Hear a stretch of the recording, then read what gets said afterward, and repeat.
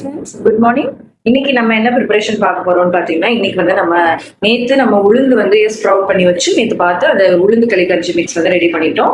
இன்னைக்கு நம்ம வந்து என்னன்னு பார்த்தீங்கன்னா, நிறைய ஸ்ப்ரவுட்டட் ராகி சாக்கு மால்ட்டுக்கும் அதே மாதிரி பேபி ஃபுட்டுக்கு நிறைய பேர் வந்து ராகி ஸ்ப்ரவுட் பண்ணி அந்த ஃப்ளார் வந்து கேட்டிருந்தாங்க. ஸோ அதுதான் இன்னைக்கு நம்ம ப்ரிப்பரேஷன் வந்து இன்னைக்கு நம்ம பண்ண போறோம். வாங்க ராகி எப்படி ஸ்ப்ரவுட் ஆயிருக்கு அப்படின்னு சொல்லிட்டு நான் உங்களுக்கு காமிக்கிறேன்.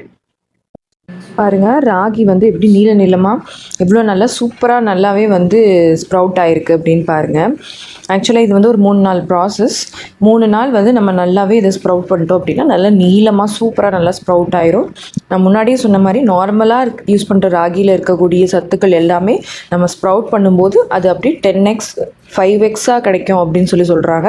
ஸோ அதாவது பல மடங்கு அதிகமாக கிடைக்கும் அப்படின்னு இதை இப்போது வறுத்து ரெடி பண்ணுவோம். ஸோ நீங்களும் வந்து இந்த மாதிரி பியூராக ஹைஜீனிக்காக செய்யக்கூடிய ப்ராடக்ட் வேணும்னு நினச்சிங்கன்னா நம்ம ஆரோக்கியம் நம்ம காண்டாக்ட் பண்ணி உடனே ஆர்டர் ப்ளேஸ் பண்ணிக்கோங்க.